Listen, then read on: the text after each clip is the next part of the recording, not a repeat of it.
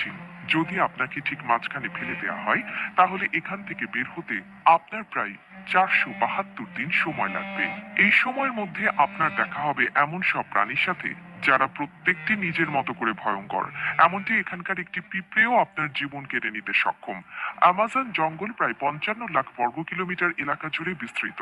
এখানে বাংলাদেশের মতো 37টি দেশ বা ভারতের মতো দুটি দেশ সহজেই জায়গা পেতে পারে। 8টি দেশের মধ্যে এই জঙ্গলের বিস্তার রয়েছে: America, Brazil, Peru, Colombia, Bolivia, Venezuela, Ecuador এবং গায়ানায়। পৃথিবীর মোট অক্সিজেনের 20% আসে এই জঙ্গল থেকে। এই জঙ্গলকে রেইন ফরেস্ট বলা হয়, কারণ বছরে একটি দিনও নেই যেদিন এখানে বৃষ্টি না হয়। জঙ্গল এতটাই ঘন যে সূর্যের আলো মাটিতে পৌঁছাতে প্রায় 10 মিনিট সময় লাগে। এর ফলে দিনের বেলাতেও এখানে প্রায় অন্ধকার থাকে। এখানে 40,000 প্রজাতির গাছপালা, 1300 প্রজাতির পাখি, 2200 প্রজাতির মাছ, 270 প্রজাতির স্তন্যপায়ী প্রাণী এবং 380 প্রজাতির ভয়ঙ্কর ক্ষুদ্র প্রাণীর বসবাস। জঙ্গলে আছে গ্রিন অ্যানাকোন্ডা, বিশ্বের সবচেয়ে বড় সাপ। এটি প্রায় 33 ফুট লম্বা এবং 250 কেজি ওজনের হতে পারে। এটি এমনকি নিজের চেয়ে বড় প্রাণীকেও গিলে ফেলতে পারে।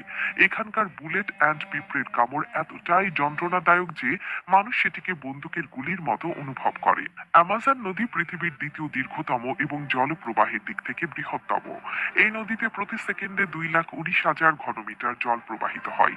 এতে বাস করে প্রচুর কুমির, ইলেকট্রিক ইল এবং বিরল গোলাপি ডলফিন। ইলেকট্রিক ইলের শক প্রায় 860 ভোল্ট পর্যন্ত হতে পারে, যা মানুষকে সহজেই হত্যা করতে পারে। জঙ্গলে একটি ফুটন্ত নদীও রয়েছে, যার পানির তাপমাত্রা 90 থেকে 100 ডিগ্রি সেলসিয়াস পর্যন্ত। নদীটি পেরুতে অবস্থিত এবং বিজ্ঞানীরা এখন এর কারণ খুঁজে পাননি। এছাড়া জঙ্গলে বাস করে 600-এরও বেশি আদিবাসী জনগোষ্ঠী, যাদের অনেকেই সভ্য জগতের সাথে পরিচিত নয়। অ্যামাজন শুধু একটি জঙ্গল নয়, এটি এক অপার রহস্য। এর প্রত্যেকটি অংশই প্রকৃতির শক্তি এবং রহস্যময়তার প্রতীক।